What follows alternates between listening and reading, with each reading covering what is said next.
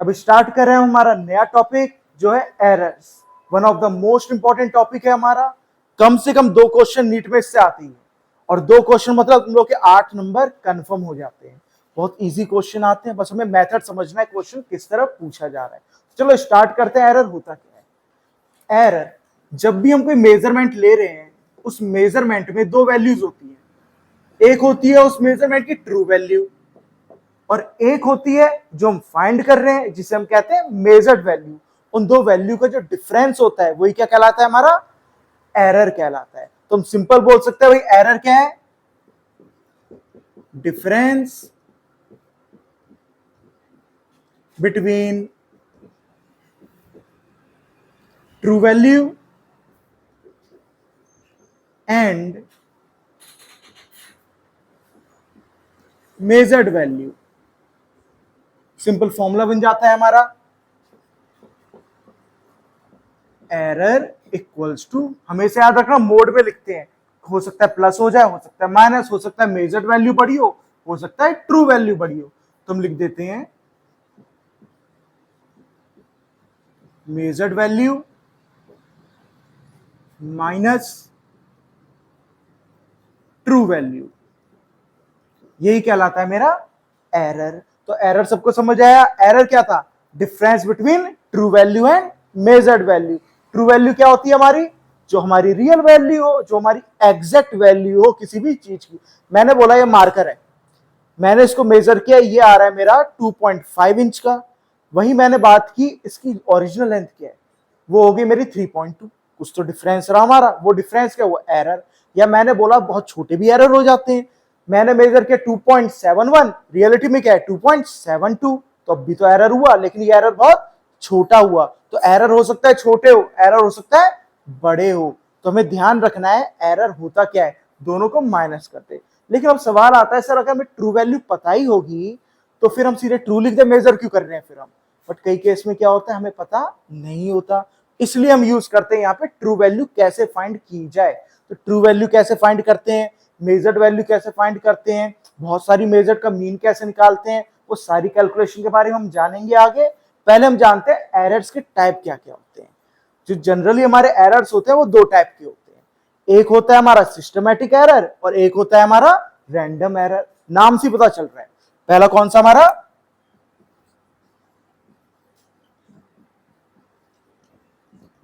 Systematic error, जिसे हम controllable भी बोलते हैं कई बार, कि इसको कंट्रोल किया जा सकता है। देखो सिस्टमैटिक एरर मतलब हमें कॉज पता है, हमें रीजन पता है कि ये एरर क्यों हो रहा है। उसी तरह के एरर को क्या बोलेंगे हम? Systematic error. जैसे मैंने बोला तुम एक मेजरमेंट ले रहे हो, हमें निकालना था वॉल्यूम, तुम निकाल के बैठे हो एरिया। क्यों? तुमने फॉर्मूला एरिया का लगा दिया, तो मतलब तुम्हारा मेथड ही गलत है। तो एक तो हमारा इस तरह का एरर हो सकता है तुम लोग लेंथ मेजर कर रहे हो, बट तुमने जो स्केल लिया मेजर करने के लिए उसमें गिनती 0 से स्टार्ट ना होकर 2 से स्टार्ट हो रही है। अब क्या आंसर सही आएगा? अब भी मिस्टेक हो जाएगी। तो हो सकता है हमारा इंस्ट्रूमेंट डिफेक्टेड हो। और क्या हो सकता है, कई बार जब हम एक्सपेरिमेंट कर रहे होते हैं हम लोग भी थोड़ी लापरवाही कर जाते हैं, तो खुद की लापरवाही से भी कई बार हो जाता है, जिसे हम कहते हैं सेल्फ प्रॉब्लम, या सेल्फ की वजह से जो प्रॉब्लम हो रही है। यहां तक कोई डाउट? एक प्रॉब्लम और आती है एनवायरमेंट की। कई बार एनवायरमेंट भी इफेक्ट डाल देता है। कैसे? ह्यूमिडिटी इंक्रीज हो गई, टेम्परेचर डिक्रीज हो गया, हवाएं तेज चलने लगी। इमेजिन करो यहां से कार जा रही है, या तुम लोग साइकिल चलाते हुए जा रहे हो, कोई सामने खड़े होकर तुम्हारी स्पीड मेजर कर रहा है। इस वक्त हवा बिल्कुल भी नहीं चल रही थी, तो आई तुम्हारी स्पीड 10 मीटर पर सेकेंड। वहीं सामने से बहुत तेज हवा चलने लगी, तुम एनर्जी सेम अप्लाई कर रहे हो, क्या स्पीड बढ़ेगी घटेगी? घट जाएगी, कम हो जाएगी, क्योंकि हवा क्या कर रही है? तुम्हें पीछे धक्का देने की कोशिश कर रही है। ये इफेक्ट किसने डाला? इन्वायरमेंट ने डाला। वही हवा पीछे से आ रही है तो तुम्हारी स्पीड इंक्रीज हो जाएगी। तो इन फैक्टर पे भी हमारा एरर डिपेंड करता है। तो ये सारा एरर किसके अंदर है? Systematic error. वहीं तुम चला रहे थे टीवी, टीवी में तुम लोगों ने लगा रखा है टाटा स्काई या कोई भी हमारा डिश टीवी लगा रखा है। अब उस केस में क्या हो रहा है हमारा? हो सकता है वेदर खराब हो गया हो। क्या होगा केवल? सारे चैनल भाग जाएंगे, हमारे चैनल हमें नजर नहीं आएंगे। वहीं मैंने बोला भाई मौसम भी क्लियर है, अब भी ये दिक्कत आ रही है। अब कैसे बताओगे क्या एरर है? अब तो हम बता नहीं पाएंगे। तो एरर क्या हो गया? रैंडम एरर है। तो हमेशा याद रखना है, अगर मुझे रीजन पता है तो मैं क्या बोलूंगा? सिस्टमैटिक एरर, और अगर रीजन नहीं पता तो रैंडम एरर हो जाएगा। तो उसी को जान लेते हैं। पहले हमने बात की सिस्टमैटिक एरर, जिसका रीजन हमें पता हो। Reason is known. कितने टाइप के होते हैं? टाइप नहीं, हम बोलेंगे क्या क्या एरर हो सकते हैं सिस्टमैटिक में। एक हमने देखा इम्परफेक्ट टेक्निक। टेक्निक क्या हो? गलत हो हमारी। और क्या हो सकता है? हमने बोला इंस्ट्रूमेंट खराब है, defected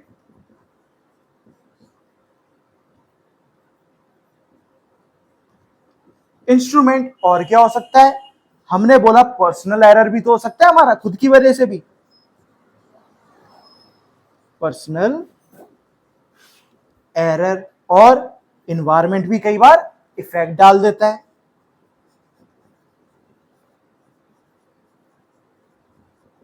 environmental error. Environmental error मतलब हो सकता है टेम्परेचर इंक्रीज हो जाए, हो सकता है ह्यूमिडिटी बढ़ गई हो, ये सारे फैक्टर भी तो इफेक्ट डाल सकते हैं। तो ये हमने चार जाने हमारे सिस्टमैटिक एरर के बारे में।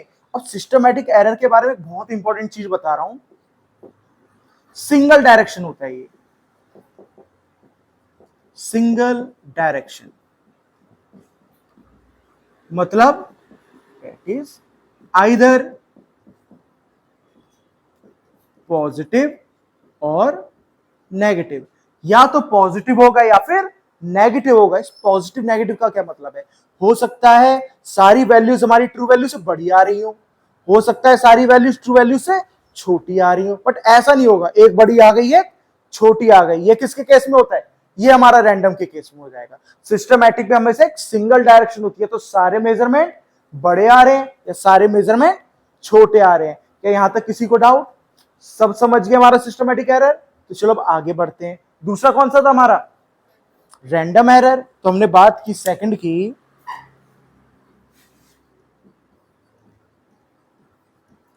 Random error. तो देखो रैंडम एरर क्या था, कुछ याद है? भूल गए? अभी बताया क्या है? जिसका रीजन हमें पता ना हो, मतलब अननोन रीजन।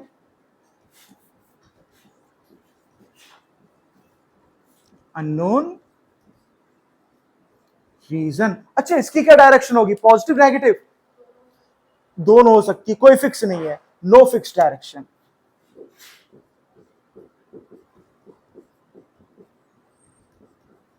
हो सकता है मेजरमेंट बड़ा आ रहा हो सकता है मेजरमेंट छोटा आ जाए। कोई भी इसमें हमें फिक्स वैल्यू पता नहीं होती। सबसे सिंपल एग्जांपल दिया है टाटा स्काई वगैरह का, हमारा केबल जो आ रहा है वहां हम इजिली देख लेते हैं। ये हमने दो चीज जानी। अब अगर मैं बात करूं सिस्टमैटिक एरर की, क्या मैं इसे करेक्ट कर सकता हूं? अगर इंस्ट्रूमेंट खराब है तो मैं क्या करूंगा? नया इंस्ट्रूमेंट ले आऊंगा। मेथड गलत लगा रहा हूं तो सही मेथड कर लूंगा। अगर एनवायरमेंट इफेक्ट डाल रहा है तो मैं ऐसी पोजीशन या ऐसी जगह चले आऊंगा जो एनवायरमेंट को इफेक्ट ना डाल सके। पर्सनल एरर है तो भाई यहां थोड़ा हम अभी ध्यान दे सकते हैं, तो ये सारे एरर कंट्रोल किए जा सकते हैं। बट ये जो मेरा एरर है मैं इसको कंट्रोल नहीं कर सकता, बट इसकी लगभग सही वैल्यू मैं निकाल सकता हूं। कैसे? अगर नंबर ऑफ ऑब्जर्वेशन या नंबर ऑफ मेजरमेंट में इंक्रीज कर दूं, जितने ज्यादा मैं नंबर ऑफ मेजरमेंट बढ़ाऊंगा उतनी ज्यादा इसकी एक्यूरेसी होती जाएगी, उतना ज्यादा मेरा आंसर एक्यूरेट होता जाएगा। अगर मैं नंबर ऑफ ऑब्जर्वेशन इंक्रीज कर रहा हूं by n times, if number of measurement increased by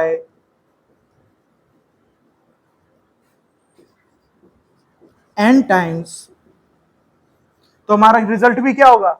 n times accurate हो जाएगा। क्या बोल सकते हैं? Then error is decrease by n times. क्या सबको समझ आया? इसका मतलब क्या है? देखो रैंडम एरर का हम रीजन तो बता नहीं सकते, तो कंट्रोल भी नहीं कर सकते, पर जब मैं मल्टीपल मेजरमेंट निकालूंगा उन सबको सॉल्व करके उन सब का एवरेज निकाल के जो वैल्यू आएगी वो क्या आएगी, मेरी ट्रू वैल्यू आएगी, जो कि बहुत क्लोज होगी मेरी ओरिजिनल वैल्यू से। तो मैं जितने ज्यादा मेजरमेंट बढ़ाते जाऊंगा एक्यूरेसी उतनी ज्यादा बढ़ती जाएगी। सपोज करो तुमने 100 मेजरमेंट लिए, जो भी रिजल्ट आ रहा है मैंने बोल दिया एक्स रिजल्ट आ रहा है, अगर मैं 500 ले रहा हूं तो क्या आएगा, एक्स बाय 5। इस तरह हो जाएगा हमारा, क्या होगी हमारी वैल्यू, उसकी एक्यूरेसी और ज्यादा इंक्रीज होगी। बस इस चीज को दिमाग में रखना, ये हमारी इंपॉर्टेंट चीज है। क्या यहां तक किसी को डाउट, सब समझ गए क्या होता है हमारा रैंडम, क्या होता है सिस्टमैटिक। एक बार दोबारा बता दूं, ध्यान से सुनना। एरर क्या है, difference between measured value and true value. हमेशा किस में रखते हैं, मोड में रखते हैं, क्योंकि आंसर हमेशा पॉजिटिव लेंगे हम।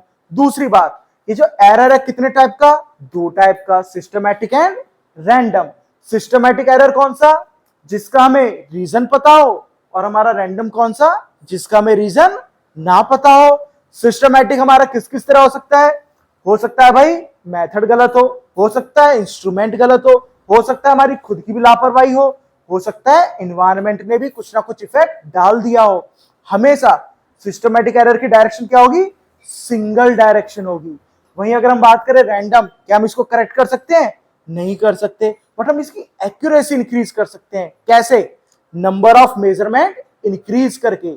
जितना नंबर ऑफ मेजरमेंट बढ़ाएंगे उतनी एक्यूरेसी इंक्रीज होगी। इसकी कोई फिक्स डायरेक्शन नहीं होती, हो सकता है ट्रू वैल्यू से बड़ा हो सकता है ट्रू वैल्यू से छोटा हो। तो ये सब जानी हमने बेसिक चीजें किसमें, हमारा एरर्स में। अब इसके बाद बात करेंगे, हम बात करेंगे हमारे कैलकुलेशन की। हमारी कैलकुलेशन क्या क्या होती है, किस तरह होती है। तो जल्दी से नोट डाउन कर लो, फिर हम आगे देखेंगे।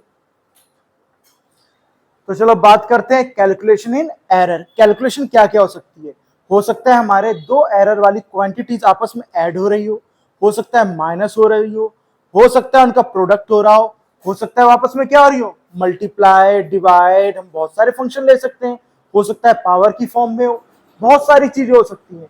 तो उनको किस तरह कैलकुलेशन की जाती है, वो सब करने से पहले हम क्या जानेंगे कि भाई कर किसकी रहे हैं कैलकुलेशन, हमें ये भी तो पता होनी चाहिए। कैलकुलेशन करने के लिए किस किस पार्ट की जरूरत है और हम कैसे डिफाइन करते हैं, हमें सारी चीज पता होनी चाहिए। तो सबसे पहले बात करते हैं हमारी ट्रू वैल्यू क्या होगी। सबसे पहले बात करते हैं हमारी ट्रू वैल्यू, मतलब ओरिजिनल या एक्यूरेट वैल्यू। देखो ये क्या होता है, जब भी मैं मीन निकाल रहा हूं, मीन ऑफ बहुत सारी मेजर्ड वैल्यू हमें गिवन है, उन सबका मेजर्ड वैल्यूज।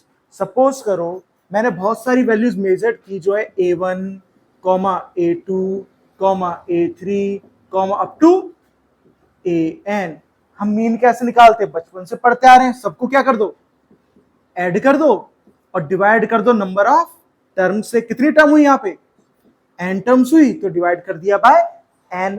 यहां से मुझे मिल गया मेरा मीन वैल्यू, या फिर हम बोल सकते हैं इसको ट्रू वैल्यू। तो ये होता है मेरा फॉर्मूला ऑफ ट्रू वैल्यू। तो ट्रू वैल्यू कैसे निकाली जाती है, जितनी वैल्यू हमने मेजर की सबका क्या निकाल दो, मीन निकाल दो, हमें मिल जाएगी हमारी ट्रू वैल्यू। अब बात की जाए मेजर्ड वैल्यू की, तो मेजर्ड वैल्यू क्या होती है, जो मेजर कर रहे हैं, और दोनों का डिफरेंस क्या कहलाता है, एरर कहलाता है। तो एरर फाइंड करते हैं।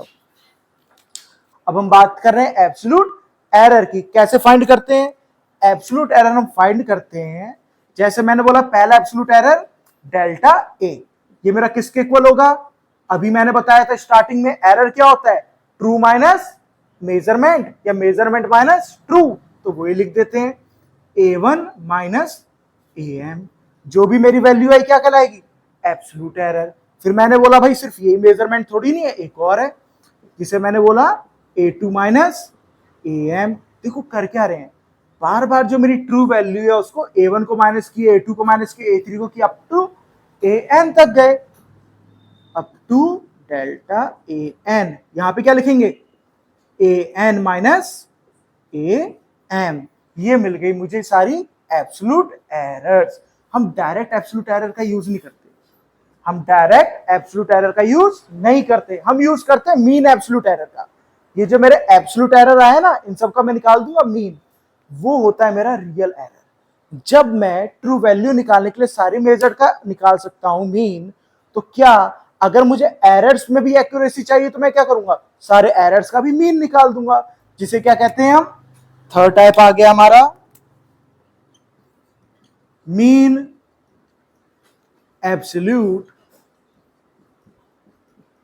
एरर। मीन एब्सोल्यूट एरर, इसमें क्या करोगे, जितने भी मैंने यहां एरर निकाले हैं सबका क्या कर देंगे, मीन कर देंगे। तो यहां आ गया मेरा डेल्टा ए, ऊपर लगा दिया, बाहर ये सिंबल है इसका, इस चीज को ध्यान रखना, जब भी मैं मीन एब्सोल्यूट एरर की बात कर रहा हूं तो डेल्टा ए के ऊपर बार लग जाता है। किसके इक्वल होगा, सबका मीन, किस किस का, delta A1 delta A2 up to delta AN। तो लिखो ये हो जाएगा हमारा delta A1 plus delta A2 plus delta A3 up to delta AN, और डिवाइडेड बाय सबको किससे कर देंगे, बाय स्मॉल n। क्या यहां तक किसी को डाउट, अब देखो आगे, ये बन गई हमारी वैल्यू, इसका जो भी आंसर आएगा वो क्या होगा मेरा मीन एब्सोल्यूट एरर। अब हमने क्या क्या फाइंड कर लिया, हमने फाइंड कर ली ट्रू वैल्यू, हमने फाइंड कर लिया मीन एब्सोल्यूट एरर।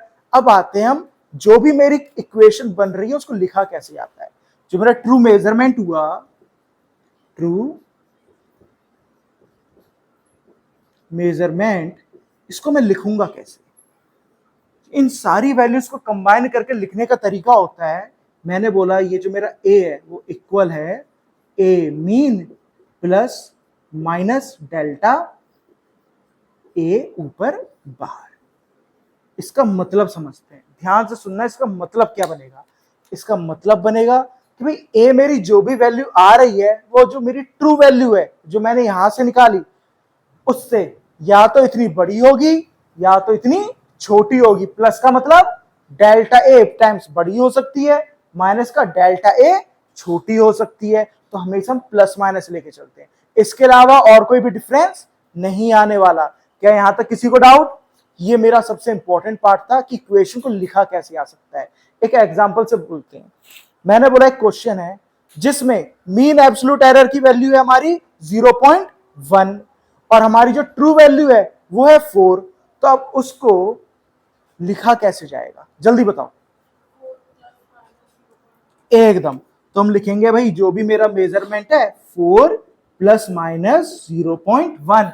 अगर मैंने प्लस माइनस में से एक भी सिंबल हटा दिया तो क्या होगा, गलत हो जाएगा। क्यों, हो सकता है इतनी बड़ी हो सकता है इतनी छोटी हो, हमें फिक्स थोड़ी नहीं है। अगर हमें फिक्स होता तो हम एरर की बोलते, फिर तो हम एक्यूरेट वैल्यू बोल देते। तो हमारा जो आंसर होगा वो इसी रेंज के अंदर आने वाला है, मतलब कहां से कहां, 4.1 और 3.9, इसके बीच में ही आएगा हमारा आंसर। क्या सबको समझ आ गया, तो अब इस पूरे को करो नोट डाउन जल्दी से, फिर हम देखेंगे आगे। तो चलो नेक्स्ट की बात करते हैं, अगला है हमारा रिलेटिव और फ्रैक्शनल एरर, दोनों नाम से जाना जाता है। कई बार क्वेश्चन में आप लोगों से फ्रैक्शनल एरर पूछ लिया जाएगा, कई बार आप लोगों से रिलेटिव एरर पूछ लिया जाएगा, तो हमें ध्यान रखना है बात हम सेम चीज की कर रहे हैं। फ्रैक्शनल एरर क्या होता है, जो भी हमारा एरर है उसको हम बस अरेंज कर रहे हैं। मैंने बोला भाई हमारा मीन एब्सोल्यूट एरर क्या आया था और हमारा ट्रू वैल्यू क्या आई थी, दोनों को क्या कर देना है, बस डिवाइड कर देना है, और जो मेरा आंसर आएगा वही क्या कहलाएगा, रिलेटिव फ्रैक्शनल एरर। बस यही होता है मेरा सिंपल सा फॉर्मूला फॉर रिलेटिव और फ्रैक्शनल एरर। क्या कोई डाउट, अगर बात की जाए हमारे दूसरे टाइप की जो कि है fifth one, percentage error. Percentage error, यहां पे भी कुछ नहीं करना, सेम मेरे रिलेटिव एरर की जो भी वैल्यू आई है उसको 100 से मल्टीप्लाई कर दो, delta A mean upon A M into 100, ये आ गया मेरा परसेंटेज एरर। आंसर हमेशा किस में आएगा, परसेंटेज में आएगा। तो यही चीज मुझे ध्यान रखनी है कि हम फाइंड करने के लिए क्या पूछा और फाइंड क्या कर रहे हैं। कर लो जल्दी से नोट डाउन। चलो अब एक क्वेश्चन करते हैं, क्वेश्चन लिखो। The length of a rod as measured in an experiment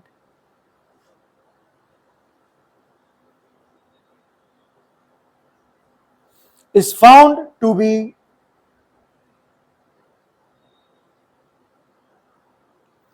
2.48 meter, comma 2.46 meter, comma 2.49 meter, comma 2.49 meter, दो बार है हमारा 2.49, and 2.46 meter, full stop. Find the average length, comma absolute error in each observation and the percentage error. हो जाओ शुरू, निकाल के बता दो सर। तो सबका आ गया होगा, तो एक बार वेरीफाई कर लो। हमारी ट्रू वैल्यू आई है 2.476। क्वेश्चन बोला ना मीन वैल्यू निकालो या एवरेज निकालो, वो हमारी है। अब इतनी लंबी लेके चलोगे थोड़ी बहुत मिस्टेक तो होने के चांसेस है, तुम लोग नीट वाले हो तो क्या कोशिश करो अप्रॉक्स में ले लो। क्या मैं 2.476 को 2.48 बोल सकता हूं? तो मैं इस वैल्यू को लेके कर देता हूं सारी वैल्यूज फाइंड, तो मेरा डेल्टा A1 डेल्टा A2 सारी चीज मुझे मिल गई। यहां से मेरा कितना है एब्सोल्यूट मीन एरर 0.01। तो इक्वेशन को लिखा क्या जा सकता है? इक्वेशन को लिखा जा सकता है 2.48 प्लस माइनस 0.01। अगर फाइंड करना है परसेंटेज एरर, अभी बताया हमारा फॉर्मूला, हमारे एब्सोल्यूट मीन एरर और हमारे मीन का रेशो कर दो और इंटू कर दो 100, आंसर आ जाएगा 0.40%।